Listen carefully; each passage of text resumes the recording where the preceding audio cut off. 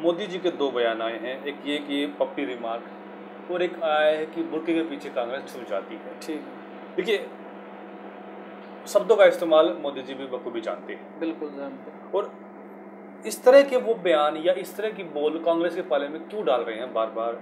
एक बार पप्पी का रिमार्क देके, एक बार बुर्के का रिमार्क देके वो कांग्रेस को कहने का मौका क्यों दे रहे हैं? इस पर आपकी खरी राय क्या है? देखिए मोदी भी यहाँ मजबूर है। मोदी को भी पता है कि वोट सिर्फ विकास के नाम पे वोटें इतनी नहीं आ सकती जी। उसके पीछे उनकी भी अपनी एक सोच है।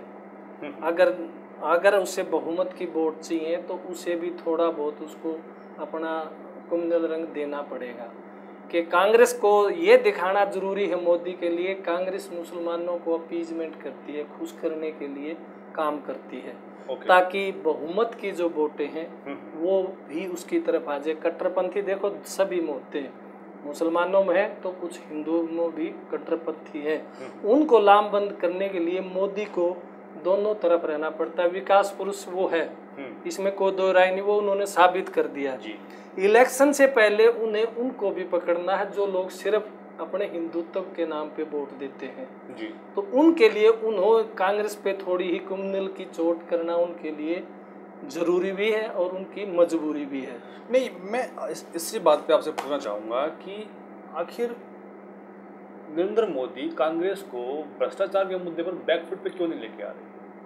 वो ऐसे बुर्खा पप्पी रिमार्क दे के तो वो कांग्रेस को जो है मजबूत कर रहे हैं कहीं ना कहीं। इस पर आपकी क्या राय? देखिए आपकी बात सही है कि वो ऐसा जानबूझ के कर रहे हैं।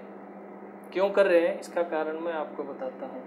अकेले मोदी हैं, विकास पुरुष हैं, क्लीन। कांग्रेस के मामले में काफी सीएजी मामला हुआ है, भ्रष्टाचार के बहुत से मामले आए हैं, बहुत से मामले हुए हैं। वहाँ पे सारी बातों में कांग्रेस की ये बीजेपी की सरकारें भी उसमें फिट नहीं आती। भ्रष्टाचार के मामले में कांग्रेस बीजेपी पे भी कहीं ना कहीं लगता है वो दाव। अब जैसे 2G में कह दो कांग्रेस पे है, लेकिन इसकी शुरुआत कब हुई थी? जब बीजेपी की सरकार सेंटर में थी। नहीं, मेरा सवाल ये है कि नरेंद्र मोदी बीजेपी कांग्रेस को जो है भ्रष्टाचार के मुद्दे पे क्यों नहीं कस रहे, घेरते? क्यों नहीं घेर रहे? क्यों नहीं घेर रहे? यही तो बता रहा हूँ कि कहीं ना कहीं बीजेपी पे भी वो दाग हैं उनके शासन के टाइम में भ्रष्टाचार के। अगर उनके ज्यादा हैं तो कुछ न कुछ बीजेपी पे भी हैं। अब कर्नाटका में जैसे येदियुरप्पा ने बीजेपी की खाट खड़ी कर दी जी, क्योंकि उन्होंने भ्रष्टाचार की सारी सीमाएं लांघ दी। लोकायुक्त ने उनके ऊपर केस बनाया, वो जेल भी गए।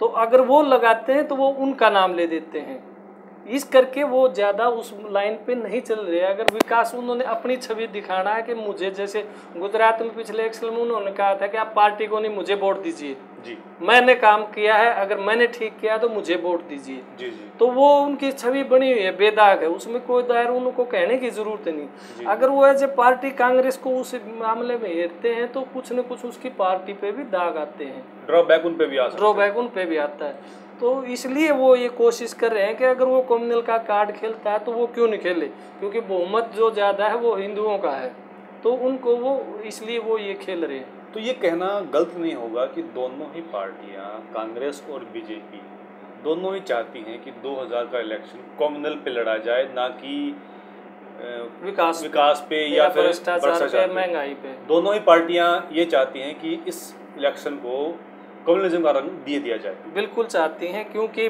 2009 का इलेक्शन इन्होंने देख लिया था, महंगाई तब भी एकदम हो गई थी जी। सेंटर ने 6th पे कमीशन बढ़ा दिया था, एकदम सबकी तनख्वाह होगी, महंगाई एकदम बहुत ज़्यादा बढ़ गई थी जी। तब बीजेपी को लग रहा था, वो बल्कि नारे लगाने लग गए थे, कांग्रेस आ रही है, बीजेपी आ रही है, कांग्रेस जा रही है जी जी। लेकिन वो नहीं जीत पाए, बल्कि कांग्रेस अपनी सीटें बढ़ा बैठी थी जी जी। तो उनको लग रहा है कि कहीं ना कहीं इन मुद्दों से इलेक्शन अकेले नहीं जीता जाएगा, तो थोड़ा कम्युनल रंग देना, अपने वोट बैंक को इकट्ठा करना भी उनको जरूरी लग रहा है। दोनों पार्टियों की दोनों मजबूरी है, ये मजबूरी है उनकी, और मजबूरी में ही कोई पार्टी कुछ भी काम करती है, बगैर नहीं करती। सिर्फ उनके पीछे मजबूरी एक ही होती है, वोट कैसे आए, वोट कैसे हथियाई जाए, उसके लिए काम करती है।